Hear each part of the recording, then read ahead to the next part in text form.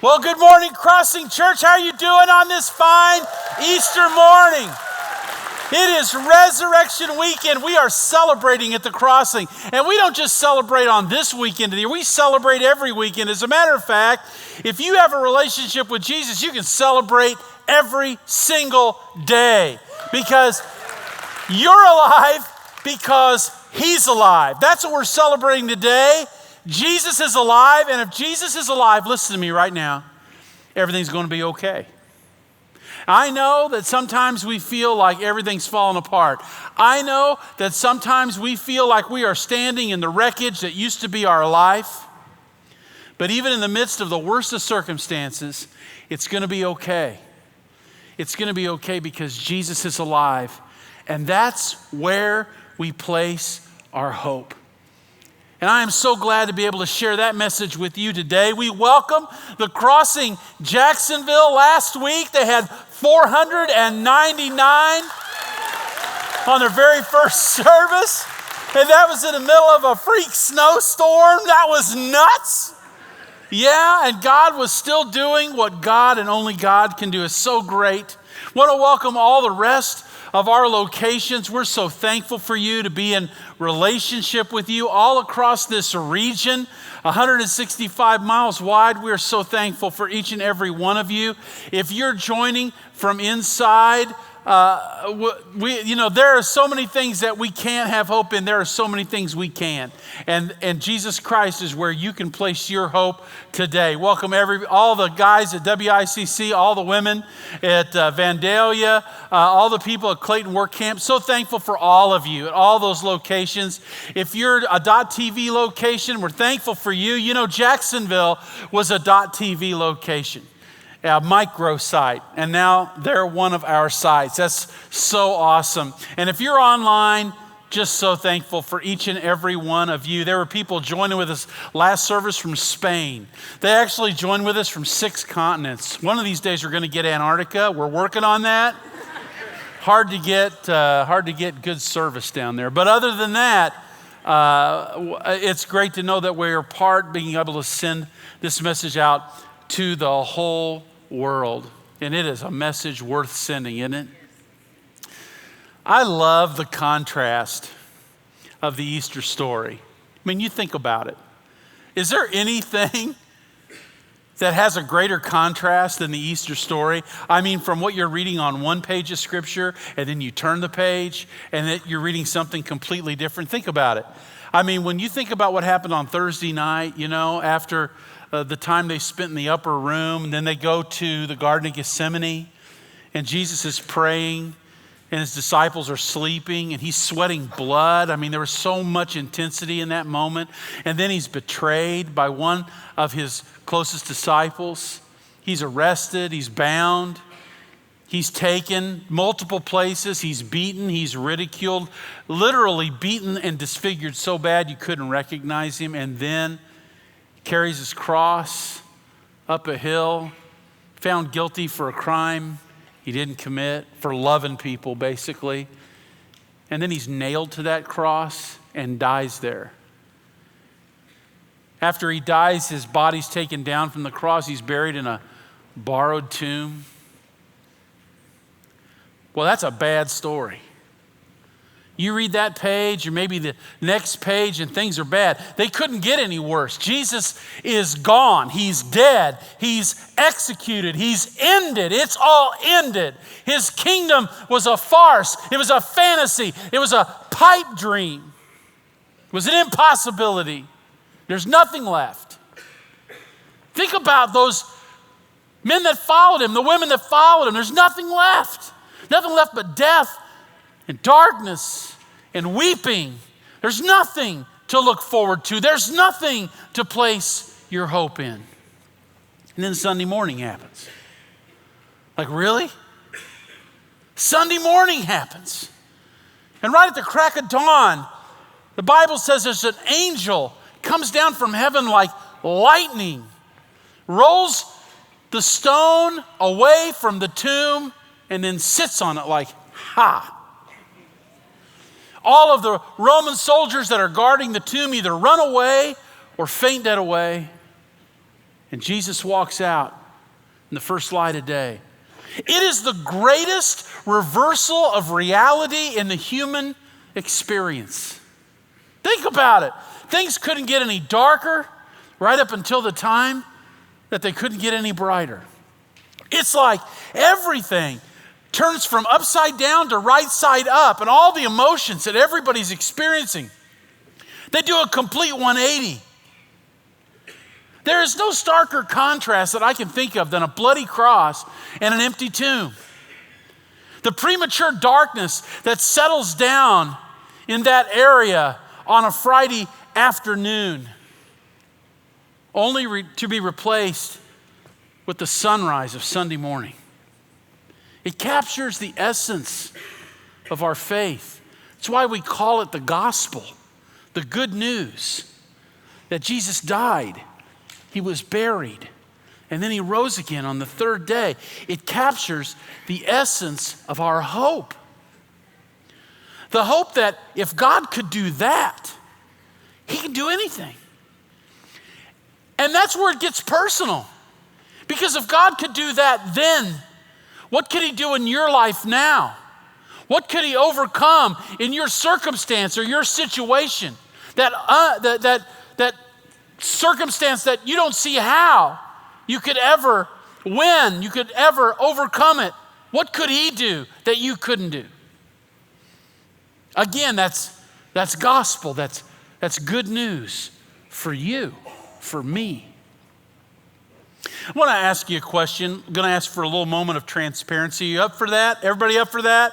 All of our locations, little transparency. How many of you were scared of the dark when you were a kid? If you were, I want you to stand up real quick, okay? All of our locations, scared of the dark, stand up. Look at all the liars around you right now. Just look at all the liars. They're all a bunch of liars. All right, you sit back down. All of you that are liars, a little bit later, you can come up here, you can pray. You can ask God, say, yeah, I have a problem with that. Yeah, right, okay. I don't understand how you wouldn't be. I don't understand how you wouldn't be afraid of the dark when you were a kid. I was afraid of the dark because it does two things, two extremely powerful things. Darkness makes you see things that aren't really there. Is that true? You remember that? That darkness would make you see things that weren't really there. Second thing that darkness does is it keeps you from seeing things that actually are there. Both of those things can be really frightening. Now, I can remember as a child that our bedroom had two twin beds in it. My brother was on one side, I was on the other side, and both of the beds were pushed up against the wall. So we had like a walking area in between and a chest of drawers. And I remember that when it was time to go to bed, I would put my pillow in the corner right there where my headboard met the wall because I wanted to get as much real estate between me and the floor as possible. Right? Because there's stuff. There was stuff going on. I believe that there was stuff going on out there when I was little because of a lot of reasons. One of the reasons is when the lights were turned off, my bedroom was in the front part of the house, which faced the street. And right in front of our window was a maple tree. And then out on the street, there was a street light. And the street light would shine through the maple tree into that window. And if there was any wind at all, there was stuff going on in my room. I really felt like that, right? Things would kind of move. So I was one of those kids that had to have a nightlight. How many of you had a nightlight when you were a kid? I had a nightlight. Yeah, and my parents were so cheap that those things would burn out and they wouldn't replace it. And that was a horrible, terrible thing. So I would ask my mother before I went to bed, she'd kiss me goodnight. I'd say, leave the door open a crack. How many of you had that leave the door open a crack moment? Yeah, totally had that, right? Because I needed that little bit of light in that dark place, especially with all that stuff moving around in there. Now, there was a couple of other things that had to happen. One was the closet door had to be closed. Because everybody knows that the closet door at night is a gateway to the bowels of hell itself, right? And things are going to come up out of there and get you. And not only that, but also under the bed. There's this space between the floor and the bottom of your cover when it lay, and I used to hope for the big long covers because I didn't want to see that space because that was another place that stuff could come out, right? I mean, people have made millions. Steven Spielberg made gazillions of dollars with that kind of fear. How many of you saw Monsters, Inc.? It's all about doors to closets, right? And monsters coming out of those doors. I don't know how many of you saw the first Poltergeist. That dates me. But that clown underneath there, forget about it. Underneath that bed, woo! What did it do to you? Well, all that movement, that light coming from the window into the room, it kept me from realizing that what I was actually seeing was my pants hanging over the desk chair. That was some troll that was going to come and get me. It's kind of moving over there. Or my brother threw his clothes in the floor and that light playing over in that corner and all that pile in the floor. I could have told you, I swore it was moving. You get it, don't you? Now. It's like, yeah, none of that was happening. It was just the light. It was just playing tricks on me, right? Because what happens when we get older, most of us at least, outgrow that childish behavior. We don't worry about that anymore, right? We actually can get accustomed to the darkness. We actually can become comfortable with it. Some of us are comfortable with the darkness. As a matter of fact, we can be way too comfortable with the darkness because things can appear more appealing in the dark, right? She looked really good at the bar last night.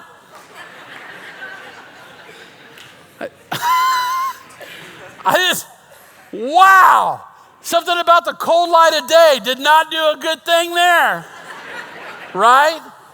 Because it's the darkness. You see, the darkness of the bar or the bedroom or the parking place does exactly the same thing that darkness did when we were kids. It made you think that you were seeing things that weren't really there. And it was also not allowing you or keeping you from focusing on the things that truly were there. If we knew the kind of stuff that was going to come down our path because of the decisions that we were making, we probably wouldn't have done that, right? You see, we don't just get accustomed to the darkness. We like to use it for cover, to do things that we know we shouldn't do, or we probably wouldn't do in the light of day. And darkness kind of covers that, makes us feel more comfortable. You see, there's actually a spiritual quality to what I'm talking about. A spiritual quality to light and to darkness. A spiritual quality to good and evil, right and wrong. It's all connected, right? And I want to make sure that you understand what I'm saying. There's a lot of power in the darkness. There is. Some of you right now are kind of going, I don't know about that power in the darkness thing. I would like to take a moment and show you just how much power the darkness holds. Now, I'm going to ask you to do something right now. At all of our locations, nobody get up. Everybody just stay where you are for your own good right now for this moment, right? Kill all the lights. Darkness, the absence of light. In the beginning, God said, "Let there be light," and there was light. But this was the verdict. Light had come into the world, but people loved the darkness instead of the light because their deeds were evil. And so we were cast out into the darkness where hope was lost. But then Jesus came. In him was life, and that life was the light for all mankind. The light shone in the darkness, and the darkness could not overcome it. He came to die, to face the darkness for all of us. He was rejected, beaten, ridiculed, and crucified. Darkness covered the world when he died, and his body was laid in the darkest of graves. It seemed the darkness had won, and the light was extinguished altogether. And then I saw someone like a son of man. His face was like the sun shining in all of its brilliance. And he said to me, "Don't be afraid. I am the living one. I was dead, and now look, I am alive forever and ever, and I hold the keys to death and hell." He came into the world as a light, so that no one who believes in him should stay in darkness. He shines on those living in darkness to guide us into the path of peace. He is the light of the world, and whoever follows him will never walk in darkness, but will have the light of life. We were once darkness, but now we are light in the Lord, and so we live as children of light because Jesus is our hope in the dark. It's pretty powerful, isn't it? Darkness. All of a sudden, there you were. You couldn't see who was around you. From up here, I couldn't see any of your faces. It was like, what do I do now? I'm always worried when I do that. Who's going to the bathroom? Who's coming back? Because it's going to be dangerous, right? We need the light. And it's sad that so many of us have become accustomed to the darkness. But I want you to understand something about the darkness. I want you to understand the deception of it. It appears that the darkness is so powerful. I would imagine that there are times when you feel like it's almost all powerful. But the truth is, just the tiniest little bit of light will overcome a massive amount of darkness. And that's what I wanted to show you and illustrate in that moment just a little while ago. Did you notice? Just a tiny little bit of light came in and you could see the people that were around you. You could see what was going on in front of you. You were getting your bearings again. Truth is that all of us could be easily overcome and are easily overcome with darkness. But Jesus, he's overcome the darkness. He's overcome the darkness because he's the light. He's the light of the world. I want you to think about the darkness for a moment. Just think about the darkness in this world. No shortage of it. I was watching my news feed this morning as I was coming into church, and like many of you, I read the story of what was going on in Sri Lanka.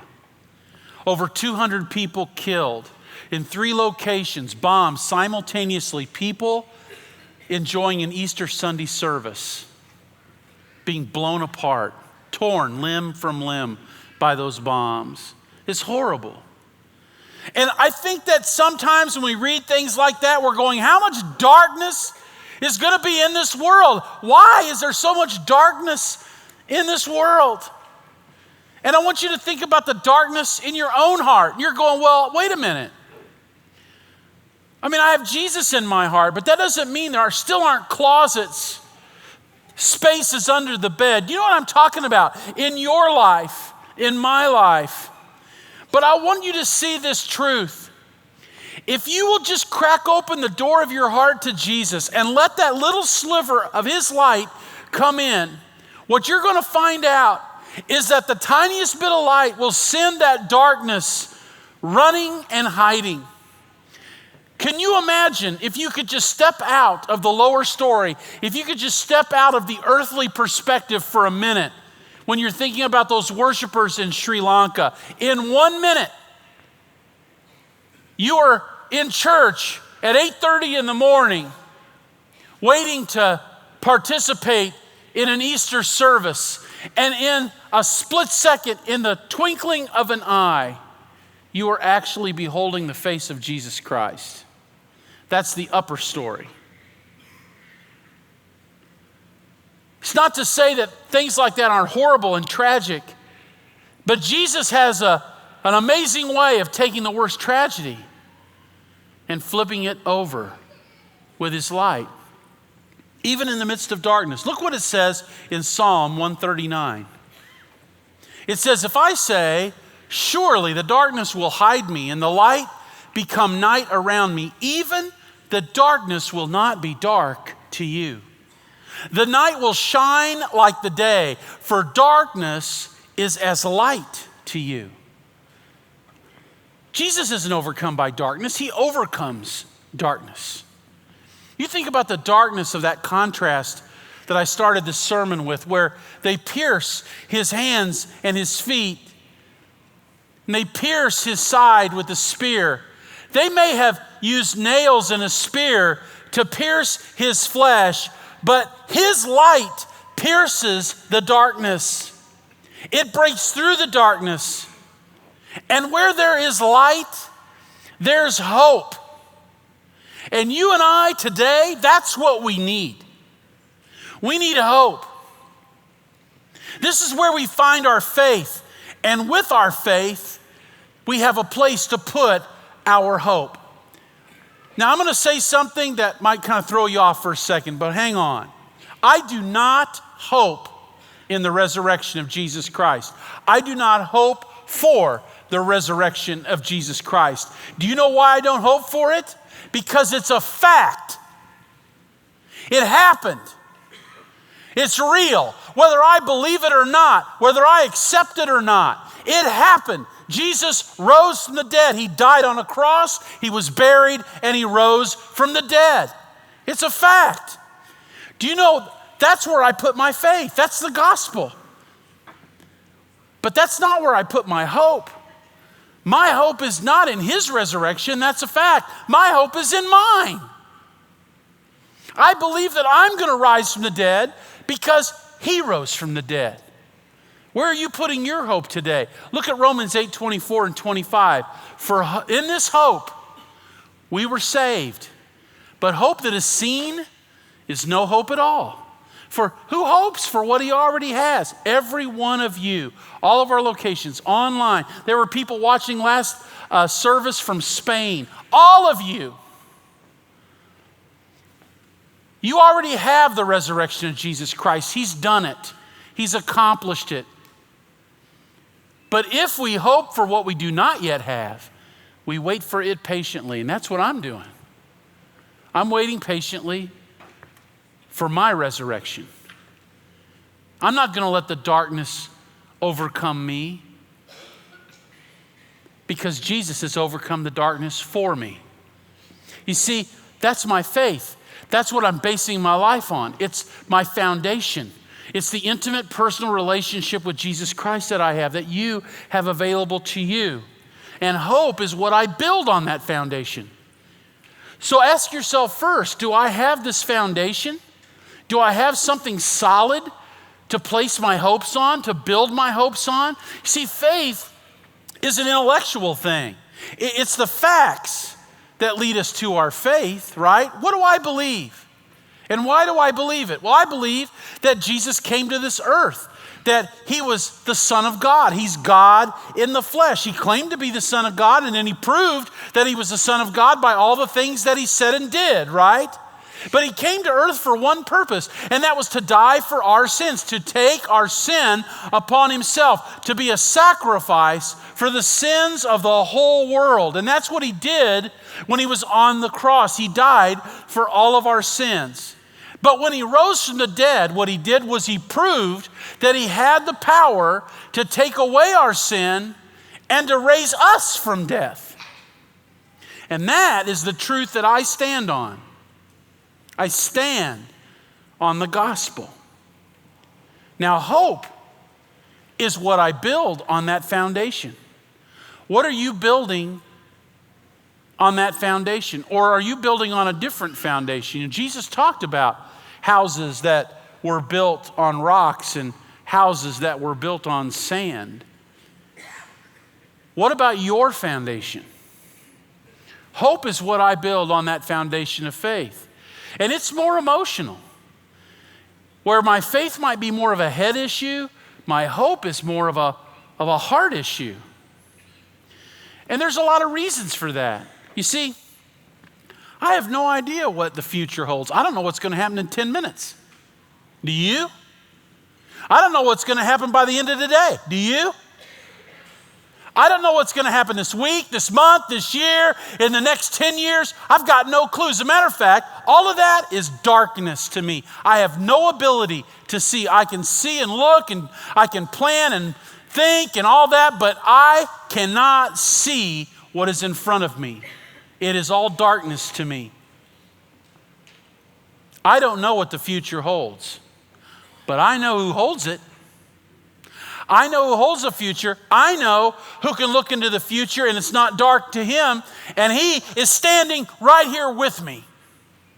And so when I put my hope on this foundation of an intimate personal relationship with Jesus Christ, even though I can't see what's in front of me, all the things that can cause me to be afraid, and truth is, all of our locations online, there are a ton of things that you're scared of right now.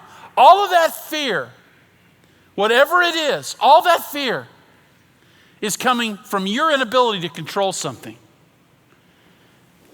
And all of that fear can be dispelled by the person who's standing with you, who sees through the darkness, whose light is greater than the darkness, and we can have confidence in that. Look what it says in Hebrews 11:1. Now faith is being sure. You could just stop right there. Faith's being sure. Is it a fact or isn't it a fact? Another way you could describe being sure is confidence, right?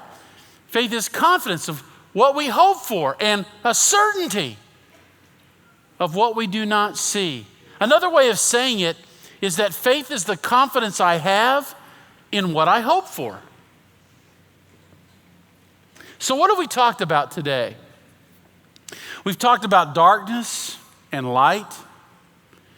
We've talked about how that gets into us, how it affects us.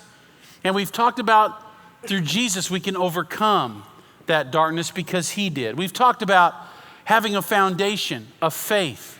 And that faith is defined as an intimate personal relationship with Jesus Christ. And we've talked about how we can build on that foundation with hope. Hope for your future.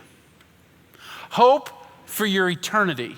Hope in your purpose. Hope in your freedom. All rising up out of your faith because you found your identity in Jesus Christ. Now, I've talked about Jesus a lot today. I want to take you one step further. Because even though I said that faith is intellectual, it's based on facts, it really is. But I believe in more than just Jesus. I believe in the love of Jesus. And there's something more to that. You see, it's not enough to just go, oh yeah, Jesus is real. Jesus was alive. He died. He rose again.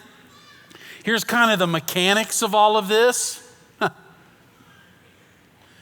It's to understand that Jesus loves you. That what motivated him to do all that he did, what motivated God to do all that he did, was his love for you. He loves you. Many of us have been at weddings and we've heard people quote 1 Corinthians 13, right? If I speak in the tongues of men and angels and have not love, I'm just a resounding gong. If I had all knowledge and if I knew all mysteries and didn't have love, I don't know anything. If I own the whole world and don't have love, I haven't gained anything. It begins to describe or define love. It's patient, it's kind, it doesn't boast, it's not proud, it doesn't seek its own. It never fails. And you know how it ends, right? And these three remain: faith, hope, and love.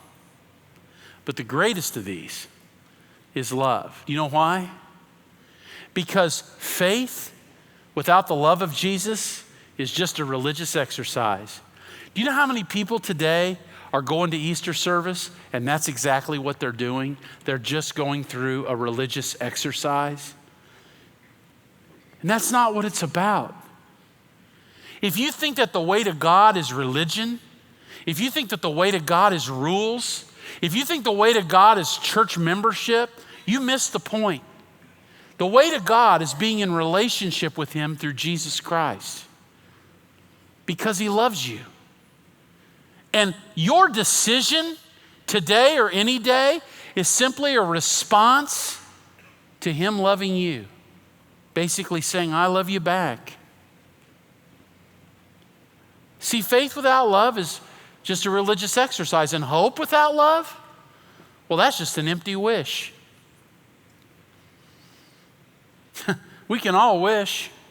It's amazing how I see people, because I've done lots of funerals, and I've seen people that have a relationship with Jesus and how they conduct themselves when they're dealing with the death of a loved one. And I've seen people that don't have a relationship with Jesus and how they conduct themselves. And I'll tell you, there is nothing starker than those two realities, because one sees only darkness and the other one sees light. There's a very, very big difference.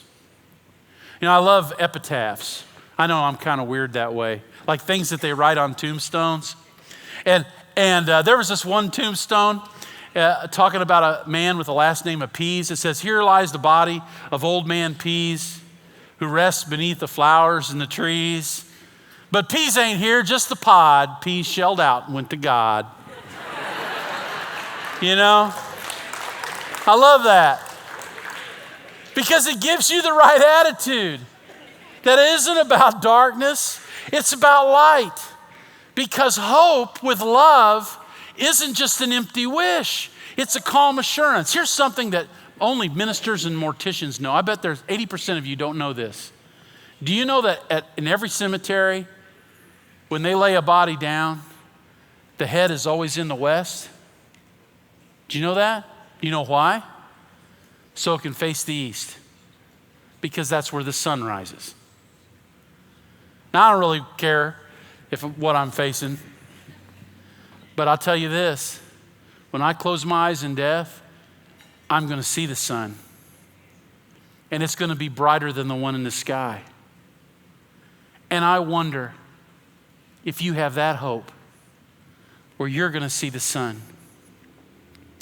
When I stand with Jesus on that faith, I stand and build hope on that, and I am enveloped in His love.